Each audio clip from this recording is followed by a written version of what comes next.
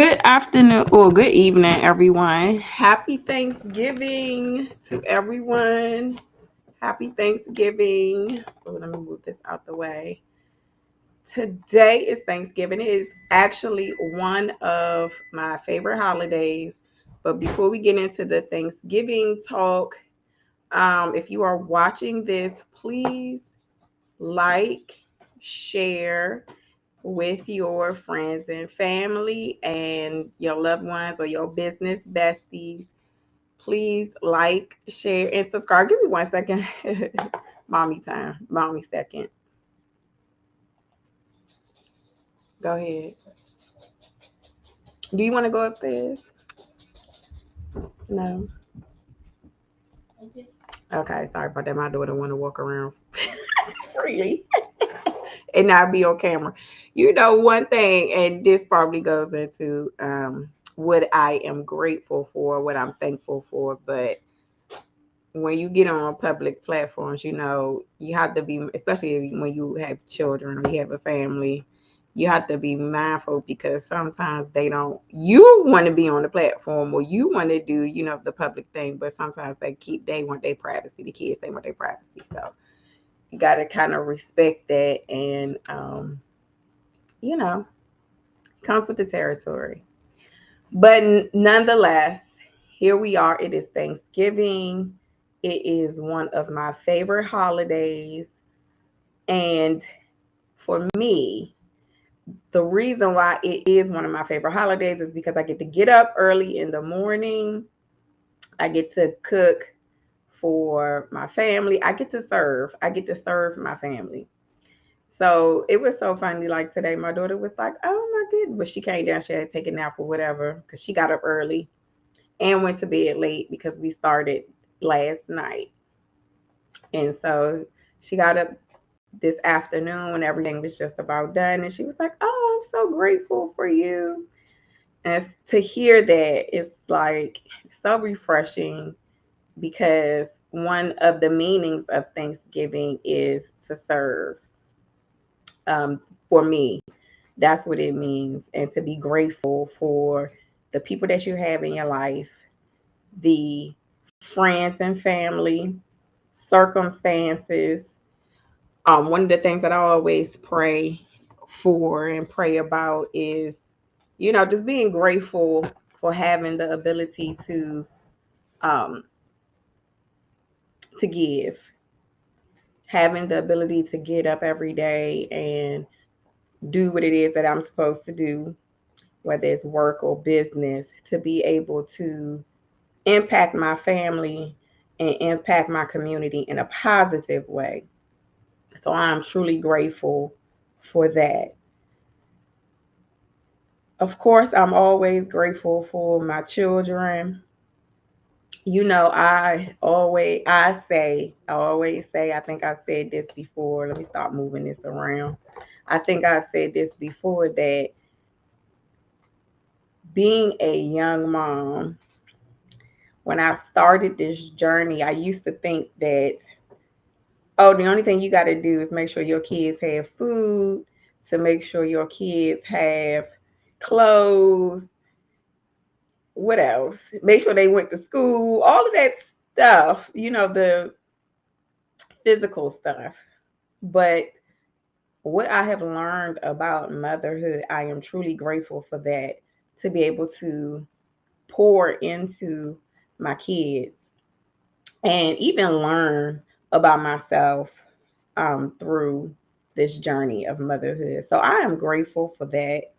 It has really made me, I guess, improve myself as a person because you want to set that good example. Even I was just thinking about this before I turned the camera on. I was thinking about why Thanksgiving is significant to me. And when I was growing up, we did not celebrate holidays at all. I grew up in the Kingdom Hall. So celebrating holidays was not one of the things that we did. But as I've gotten older and you create families of your own, um, Thanksgiving and Christmas and holidays where we really got together as a family really became one of my favorite pastimes because of the connection that we were able to develop. Connections that, as you get older, regardless of what goes on, families can be a difficult dynamic to navigate. However, through those ups and downs, and you still have those connections and being able to maintain those connections and nurture those connections, and you pour into to them and they pour into you, you know, I'm truly grateful for those. So, but of course, everybody always says that at the Thanksgiving table. I'm grateful for my mom, my dad. Everybody go through down, through the whole spiel, my job or, my business. Everybody says all of that, but it's true. You're grateful for those things because without those things, it, it gives your life meaning. I should say that way. So, I like Thanksgiving. It is one of my favorite holidays and just, spending time. So a little bit about my this is my little routine. This is what I do. I know what I'm going to cook. I'm already thinking about what I'm going to cook. And it's the same stuff. Everybody else cooking mac and cheese, green beans, greens. It's the typical stuff, but I try to do something different. Just throw a little bit different stuff in there. This year and last year, actually, I fried fish to go with the turkey. I also did ham. My daughter made mac and cheese. My daughter also made the cupcakes. I posted those cupcakes because she was just so proud of her cupcakes. I wanted to show them off. My son made the little one. He made our punch, which had mangoes, it had strawberries, blueberries. What else did I have in there? Orange. Mango. Yeah, mango. Blueberries. Blackberries. Strawberries. Some more strawberries. And rosemary for, the aroma. Yeah, and orange for aroma. So that turned out. And not to forget the sherbet. Now I probably should have put half the sherbet in there because it just made it to me a little bit too sweet. And for me, if I get something too sweet, I go cross-eyed in a second. But so I gotta make sure I drink a lot of water. But to me, I could have just did half of the sherbet. I could have did half of the sherbet. But okay, so then on top of that, we put Sprite in it, 2 bottles of Sprite. What was it? Only one bottle. Oh yes, only one bottle of Sprite. Excuse me, only one bottle of Sprite. Cran mango. That was Cran mango was. I don't remember the brand. And honestly, if they ain't paying me, I probably shouldn't even be saying it. So, but then it was the blueberry orange, right? It was that's still left over. No, the juice. And then the lemonade. And then no, we didn't put lemonade in here. Yeah, you put a little bit. No, that's what I mean. It wasn't lemonade. It was the blueberry orange juice. Yeah, it was a blueberry orange juice. So we put that in there. And it turned out really good. Like I said, it was a little bit too sweet for me, but I didn't get too much. Or I'll just put, if I need to, I'll put water or ice in it to kind of taper down that sugar because I can't do too much sugar. But everything turned out really good. I had made some beans. With the beans, I made rice and corn muffins to go with that. We ate really early. We ate about 1 p.m., which that is my preferred time because the way we do it over here is that we get up or we eat early, get up, cook, all that good stuff. Eat early. I like to eat between 1 and 2 and stuff my plate, get everything that's on the spread, get everything, put it all in my plate, eat everything. It's going to take me about a good hour to eat everything on my plate. And then, as we're watching a family movie as we eat, and then when I'm done, I like to get comfortable on the couch. As you see, my pillows is right here. My blanket is right here. Because when I'm finished this, I'm going to eat some more. And I'm going to kick my feet back up on here. And then I'm going to take a nap. That that's the plan. So that's what we do. And we just enjoy each other's company. We might play a game. I think we talked about that. What is taco cat goat cheese pizza? If you have not played that game, it is really, really fun. Can you go get it? And very competitive. My son said, and very competitive. Can you go get the thing? I want to show it. But it was really fun. And you can call them if you're not facing your mom a loser. I'm not a loser. Thank you very much. You can stay right there. I don't want you to, you know. Excuse me. Boy, bye. He's quite the character. But anyway, so this is the game. I don't know if you guys can see that. This is the game. It is really fun. It's a really great family game. So we play it. We actually enjoy it. The older kids enjoy playing it too, and you can play with up to as many people as you like. To 8. Up to 8. Excuse me. Thank you for that correction, son. Okay, up to 8 people, and it's really fun. It's I want to say it's interactive, but it's not really interactive. But it's kind of like the last person with all the cards is the loser. So you just try to do the best you can to get rid of all of the cards. There's some actions that you got to take in meantime, in between time, but it is a really fun game. Little kids can play it, adults can play it. So it's a game that really brings everyone together. 4 plus. Okay, thank you for correcting me again. You got to be 4. You got to be 4. 4, maybe 5 plus. I don't know. Okay, 4, maybe 5 plus to play. But it's really fun. It's really fun. And like I said, it gets everybody together. You get you a group of 8 people, and, it's a game that you can play to pass time. Like if you're waiting to eat, you can play the game. Um, or if after you've eaten and you just want to, spend some time with family and have a good time, you can play it. So now that I got that off the table, what else? Because I have an article that I had wanted to talk about, but I want to read that last. I'm gonna let that be last. If you go to the movies on Thanksgiving, I recommend going to see Tron Ares. That was a really good movie.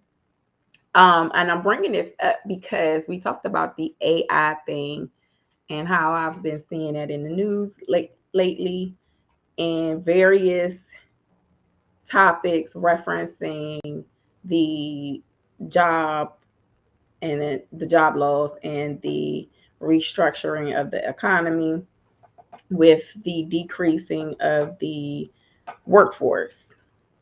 With So it said AI being one of the main reasons for that. Uh, this latest podcast episode talks about that and talks about really relying on our human capabilities to help us navigate that situation. Let me see. To help us navigate through that. It's on Spotify now, it's on Apple Podcasts, and it's on iHeartRadio. So if you want, and it's also on YouTube too, huh?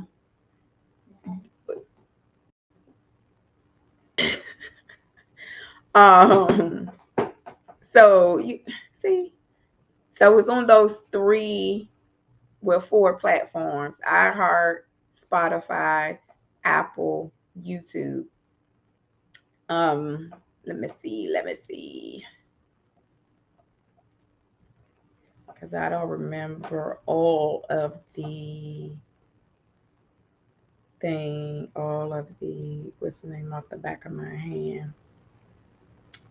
So it is. I don't want to play it,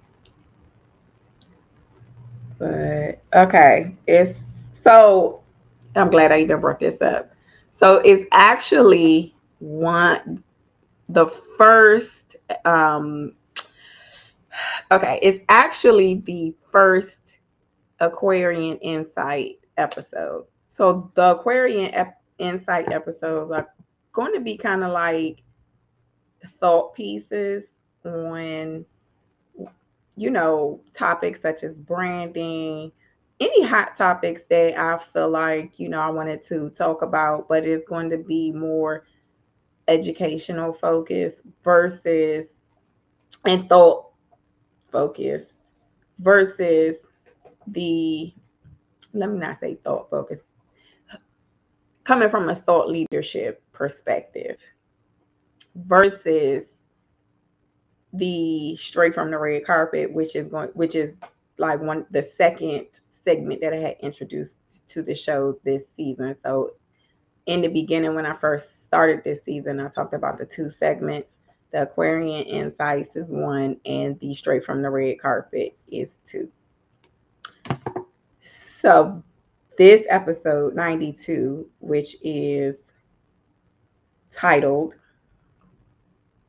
The AI Age of In- Interpretation, excuse me, the AI Age of Interpretation, 3 skills you need to stay real and stay relevant. And it initially said in workplace, but the title was too long. So anyway, it says today's Aquarian Insight segment of the Girl Get Up Life and Times of the Infinite Dreamer podcast is designed to ignite critical thought. That's why I was talking about the thought piece on how to navigate the future of business and the workplace using our natural human abilities. So that is the focus of this latest episode. But I was bringing it up to say is the movie Tron. If you are interested in the AI,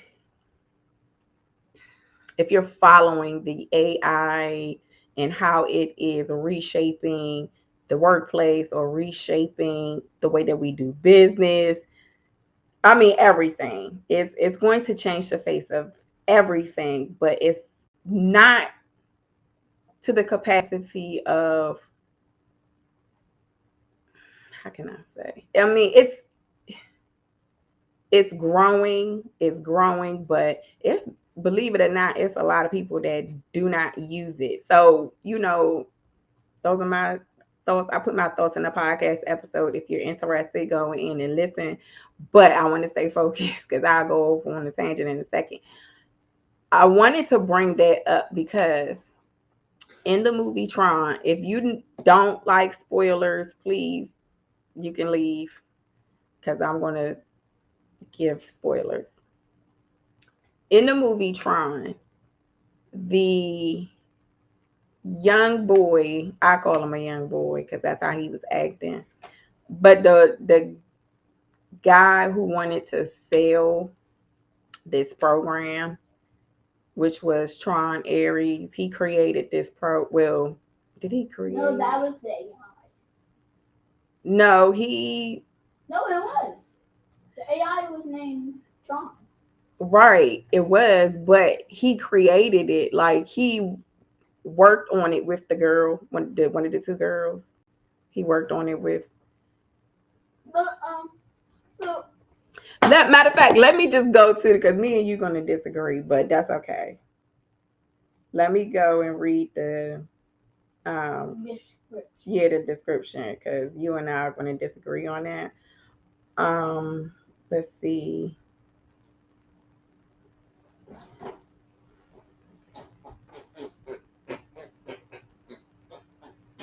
Okay, sir. Yeah. I'm trying to find a good one. Okay, here's the overview. Mankind encounters AI beings for the first time when a highly sophisticated program, Ares, leaves the digital world for a dangerous mission in the real world. So that's what it was about. So that's what I was saying. The boy, I call him a boy, but the young man who was trying to sell, the young man who was trying to sell Tron Ares to the military, he left out one important fact. So when he summoned the AI, which came through digital printing, when he summoned, he came through.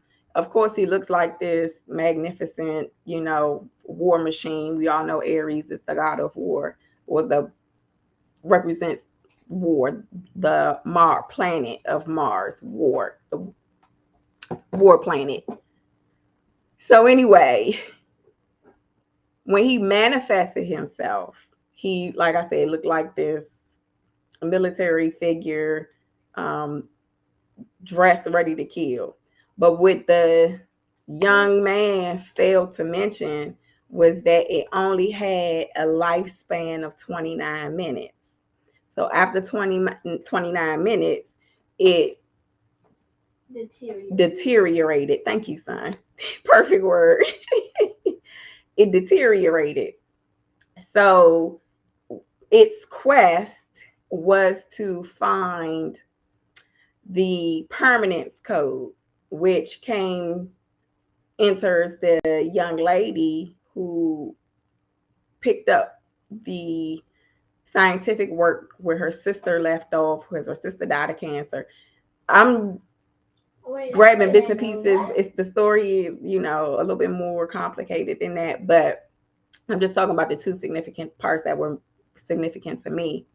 The young lady whose sister passed, she made it her mission to continue the work that her sister was doing, which was actually continuing the work of the very first person who created Tron, that system, that program, back in the 80s.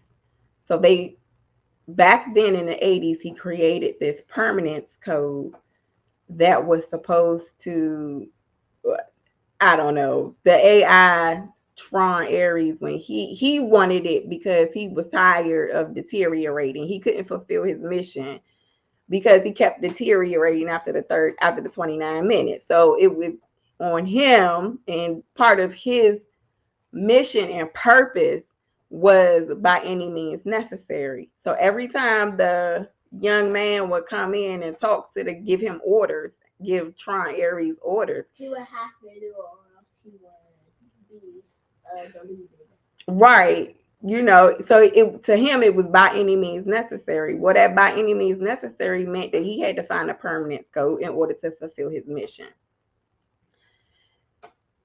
which sent him after the girl Eve, which she found the permanence code.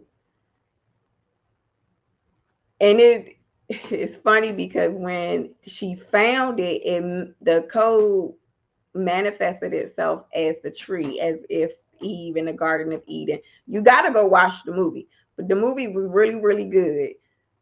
I'm not I don't know. I could break down the movie to make it mean sense to me, but I keep my thoughts to myself. The movie, like I said, go watch the movie. It's really good. But what actually was that aha moment for me, or that what I found really interesting, was the fact that, talking about the AI and being in its infancy state, like there's still some sort of what's the word that I'm looking for? Malfunction with it, like it's not there yet. So if you listen to Sunday's episode, and I'm talking and I'm expressing the fact that, we are still the number one, like the computer. Our brains are natural computers, and it's on us to continue to create. And we are use AI as a tool because that's what it is. It's a tool. Now, what you use it for is on you. The young man in the movie decided to use it for war, and but the Eve, she wanted to use it to produce life. So there was an interesting dialogue. Before I get off that topic, there was an interesting dialogue between Athena and Tron Ares in that movie. And Athena was played by Jodie something. Is it Jodie Turner Smith or Jodie Smith Turner? Very stunning black woman, very tall, statuesque. I think that's the way I would. Jodie Turner Smith. Yes, and she used to be married to Joshua Smith, but she played Athena, and she was going after Eve like it was on. She did, because she was trying to delete her because she had the code, and the young man wanted it destroyed, or wanted it for himself, huh? Wanted her deleted. Yeah, he wanted Eve deleted, and that would be set. and wanted the permanent code for himself because that would solve the 29-minute problem that he was having. No, it's the guy that made. That's what I'm talking about. That's what I'm talking about. So there was an interesting dialogue between Athena and Tron Ares, where she was going to kill him, or trying to, or was it? I think it was the other way around. I think he was about to kill her, and she asked. Matter of fact, I think it was her 29 minutes was up. I think her 29 minutes was up. It was a couple of weeks ago. I went to go see this movie, so bear with me. Go see it for yourself. But her 29 minutes was about to be up, and she asked Tron Ares, who already had access the permanence code, which actually turned out to be impermanence. Human, because we die. He, like I said, he manifested himself in the real world, which he had now. You are human, so you are faced with death. But she asked him, what did she ask him? She asked him, now that you don't, something about having purpose, now that you don't have purpose, or how, if you're not following the rules, or if you're not following the commands of the master or the young man, how would your life have purpose, or how would your life have meaning? And he's like, well, I don't know, but I get to live every day. I'll figure it out. Something like that.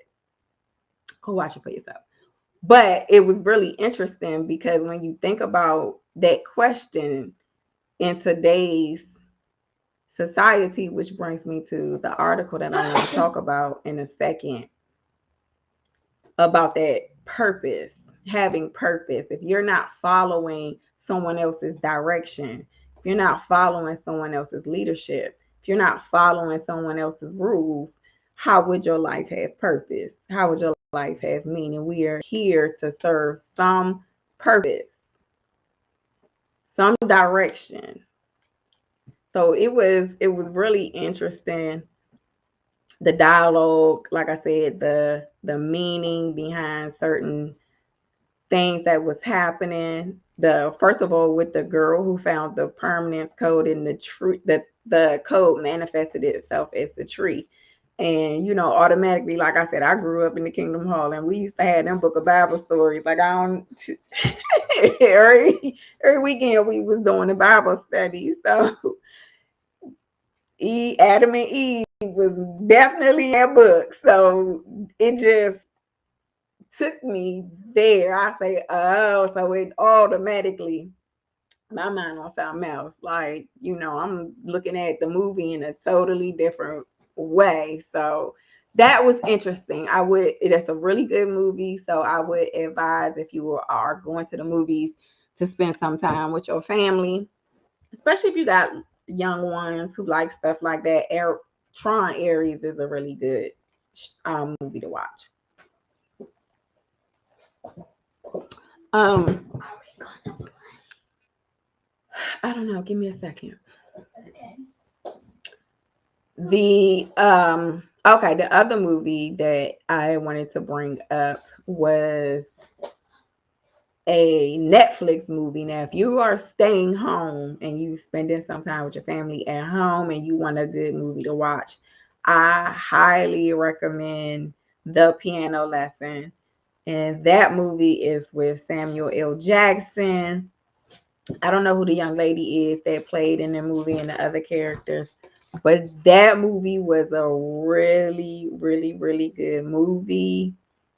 Let me share my screen real quick because I did bring that one up on the computer.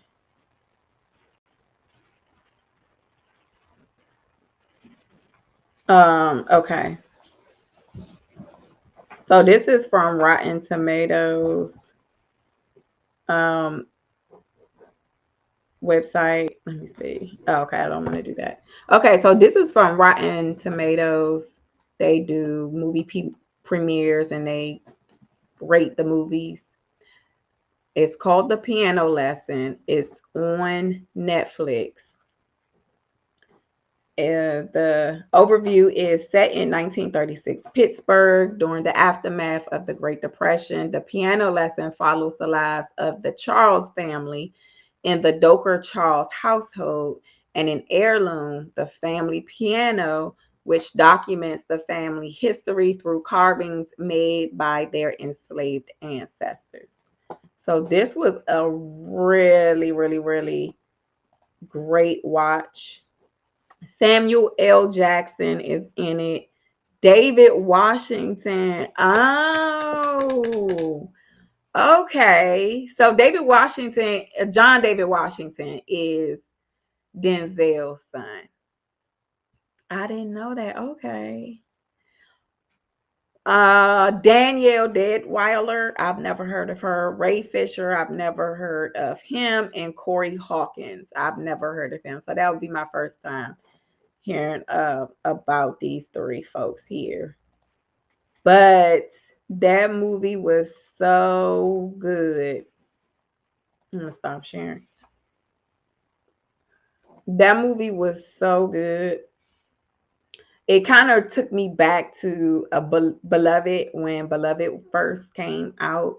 Now, I would not compare the writing, the script writing by any means, because I mean Toni Morrison is she's a pillar on her own, like, and of course Oprah played the mess out of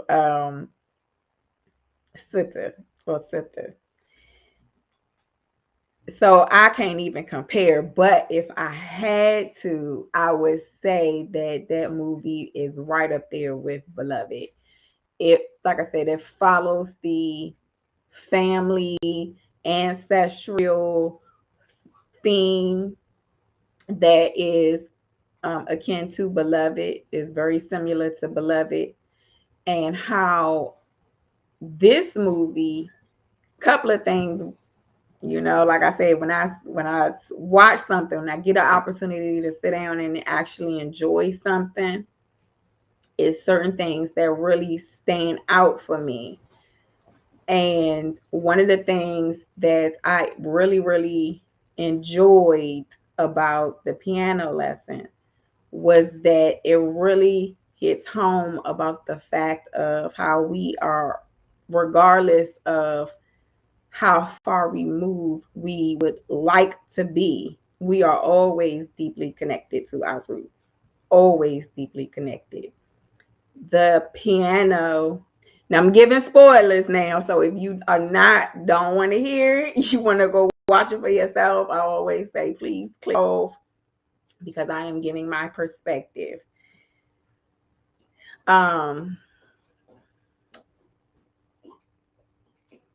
The movie, That Piano, was very significant because it brought great joy, and it also brought great trauma, because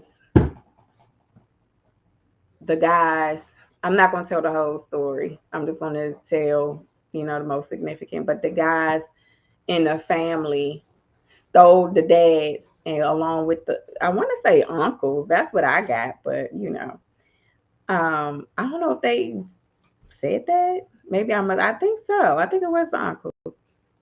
They went and stole this piano from the slave master's house. And when they stole that piano, the ghost of that slave master came with that piano, kind of haunted the family since.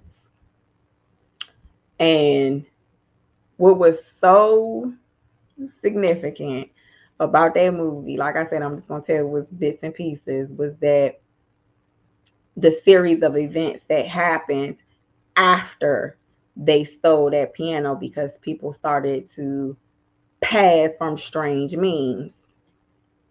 And the father ended up passing, which left the mother home, grieving. And through her grief, she, wanted the little girl to continue to play this piano, because it was the family was etched in that piano. So she wanted the daughter to continue to play the piano.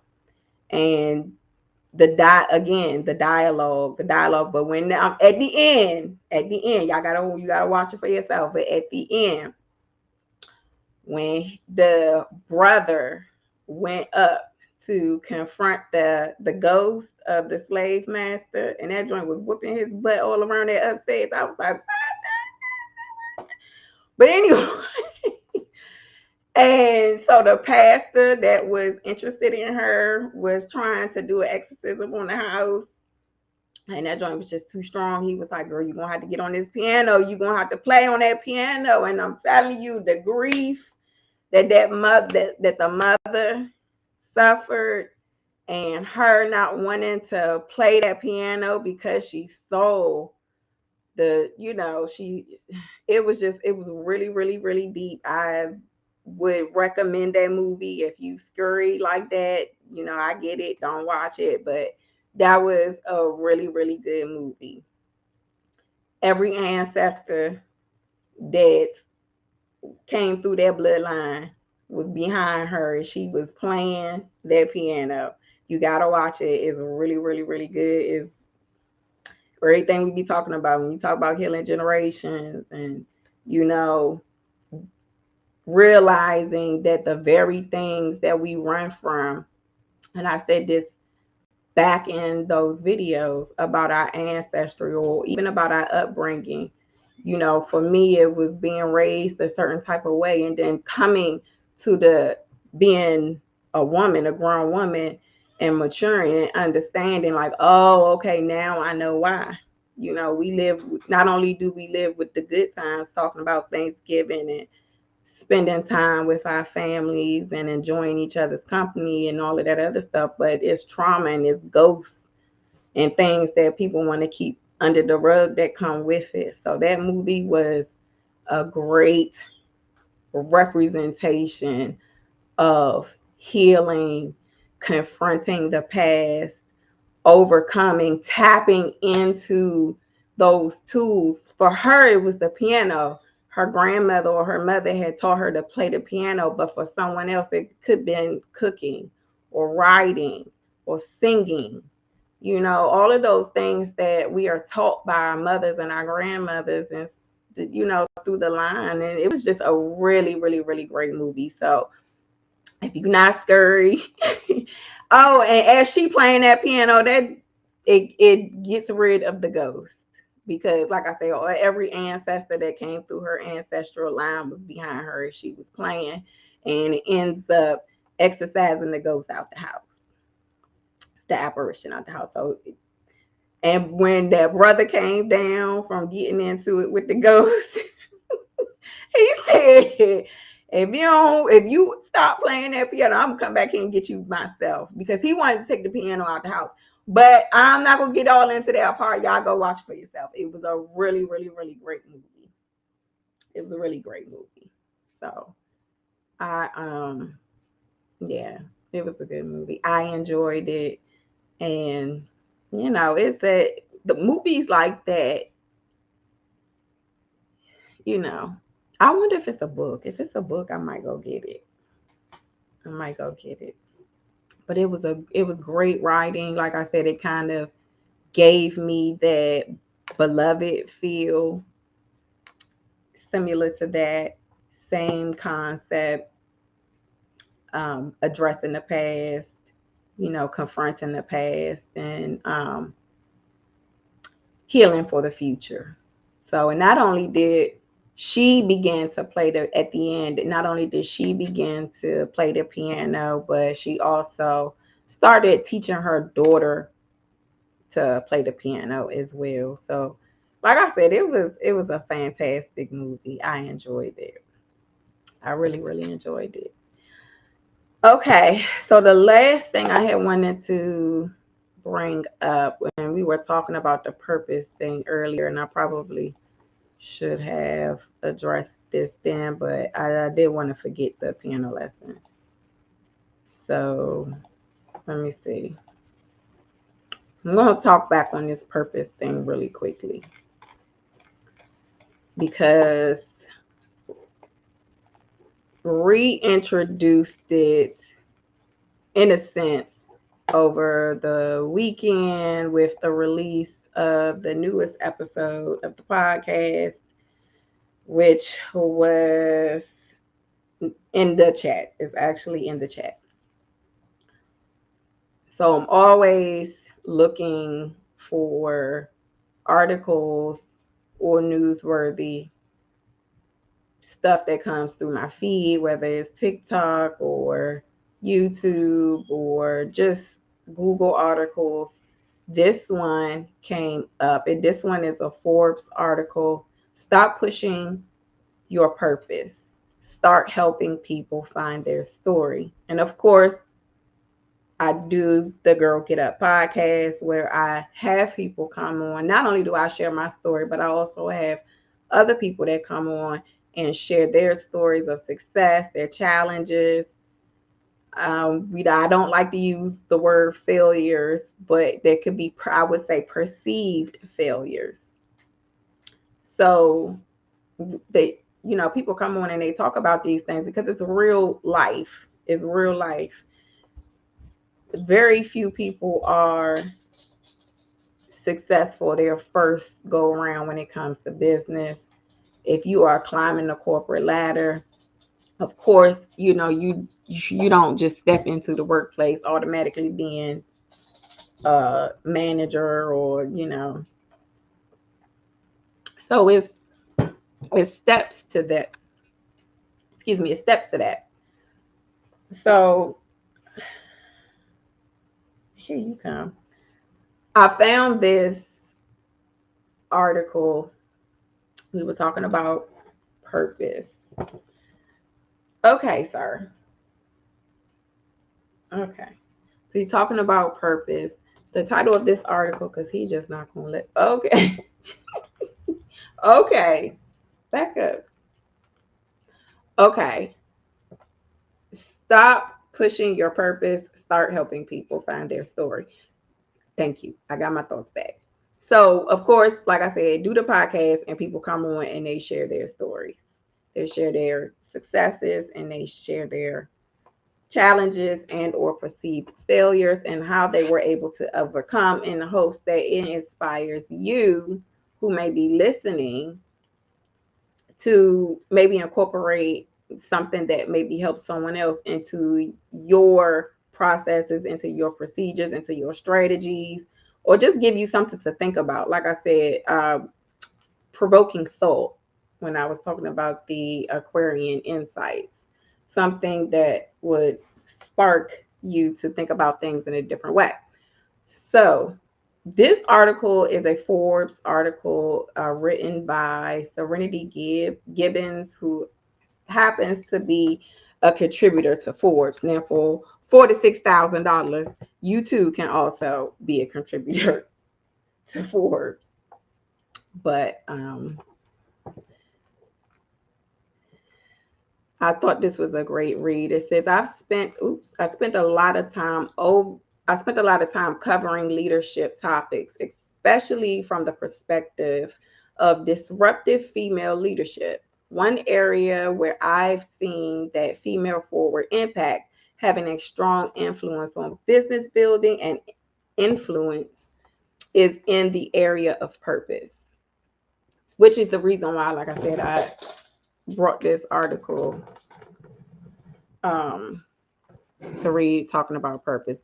This we always talk about purpose. We hear that in a lot of different interviews. You know, I want to find my purpose, or even pray for it. Lord, show me my purpose, order my steps. So this was the reason why I brought that up. Okay, the corporate America has overplayed the purpose strategy in recent years. The approach emphasizes corporate policies and values tied to non living entities. While it can play a role in guiding the focus of a brand and how the public perceives it, the shop worn strategy has run its course in many ways. What we're seeing rise in its place is a shift from pushing purpose to helping people find their own individual stories. So, this goes back to the episode that I did on Sunday when I was talking about, especially when it comes to creativity and being able to find it, being able to produce great content. And it comes with living your life. And through living, like I said in the episode, you're going to be meeting people, you're going to be sharing experiences, you're going to have a story to tell. And that is what's going to drive that human connection. People want to relate to you, people want to like you, people want to support you. But it's going to be your story that is going to be that connection point. So come up with a great story, and you're sharing who you are, what you've done. Okay. So while it can play a role in guiding the focus of a brand, oh, I read that already. Okay.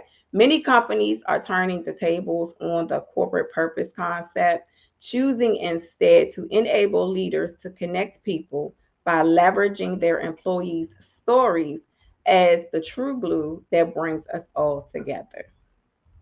Where do you fit in? And I tell my clients that I've done resumes for in the past, it's easy to talk about, okay, I do this, to name your tasks, name your achievements. It's easy to do that. But do you know how they fit into the overall scope of your agency or your corp or your corporation or wherever that you're working? How does your job, excuse me, fit into that story?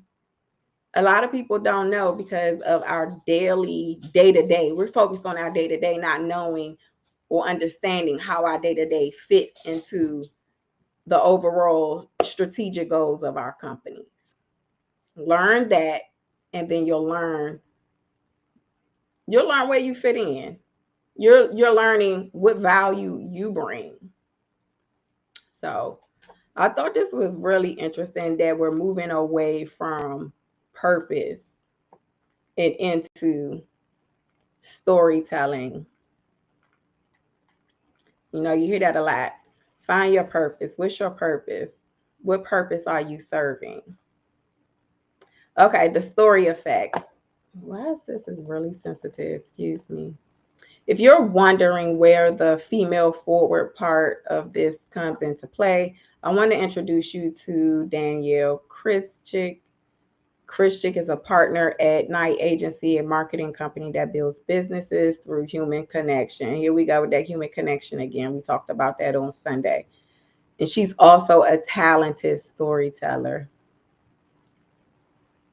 Okay, over the course of her career, Chris Chick has used her communication skills to develop what she calls the story effect framework.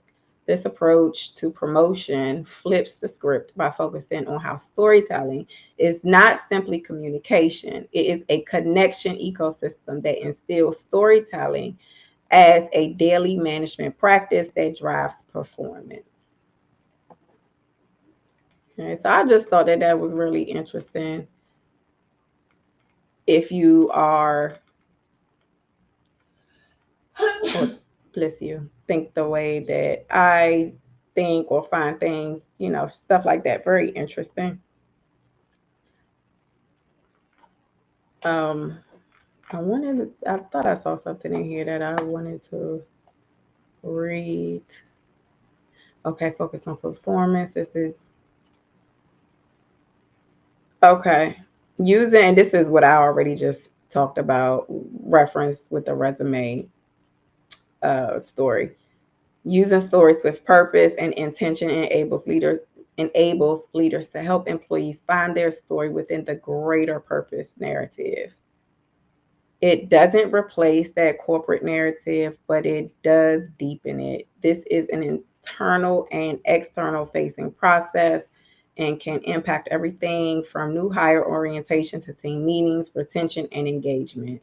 So I don't want to just get all into that, but I just thought it was interesting how it's hitting home the fact of it, how we used to do this like group think thing into individual, like finding your individual place in the scope of everything that's going on. So I thought that that was very, very insightful, especially now that, like I said, we are shifting our workplace structure, now relying more on our human aspects, such as critical thinking. I said creativity, emotional intelligence, and the last one was, I said emotional intelligence, and the last one was cognitive flexibility. So I thought that that was really interesting. Now you're starting to see articles talking about this type of stuff in, different ways. So I am going to go with my plan. I'm about to get my second plate of food. No, I tried to watch Stroll. I just couldn't do it. I don't know. I just couldn't do it. So I think we're gonna try to go with the family route. Try to do something that doesn't have a whole lot of cussing. What? Oh, he wants to play taco cat goat cheese. Okay, so we can move Pizza. pizza. Okay, can I eat first? All right. Let's All play. right. So thank you for tuning in. Oh, before I go, I cannot leave this part out because I know that this is a time of celebration, as I do every year for Christmas, Thanksgiving, and New Year's. And it should be every day, but these are special holidays. I would encourage you guys to please drink responsibly. If you are with family members, if you are with friends, even your children, show your relatives and your loved ones that you care about them by not driving under the influence. I have to say that because it is very important. I went to walk my dog this morning, and as soon as I hit the main road, the street pole that It's directs reckless. directs the traffic, like that tells you when you can walk across the street, was laying down on the ground, and it looks like, I mean, all they look like the whole vehicle just blew up. What? It Yeah. There's a I mean, like, yeah, somebody hit the pole again. What? So Dude, I just it's very imperative that you please protect yourself and protect your family and your loved ones, and even people that are on the road too. So I just always have to say that because we hear about it all the time. It's always a travesty, or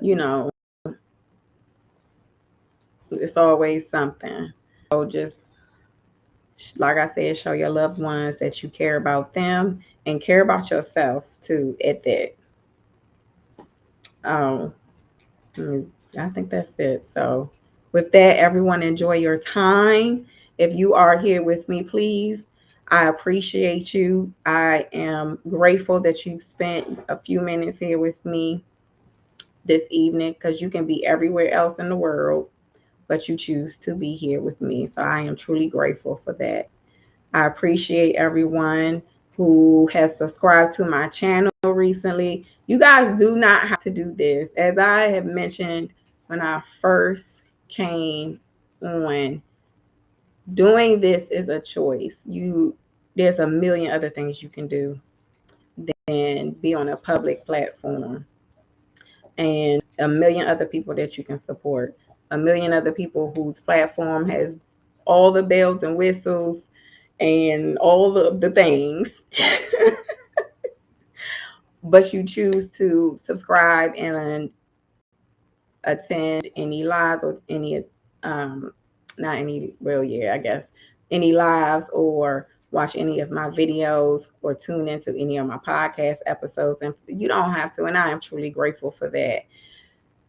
I know that I am not for everybody, but I'm for somebody. And for I appreciate you. So with that, I am going to go ahead and get my second plate of food. I will see you all next episode. Take care, everyone.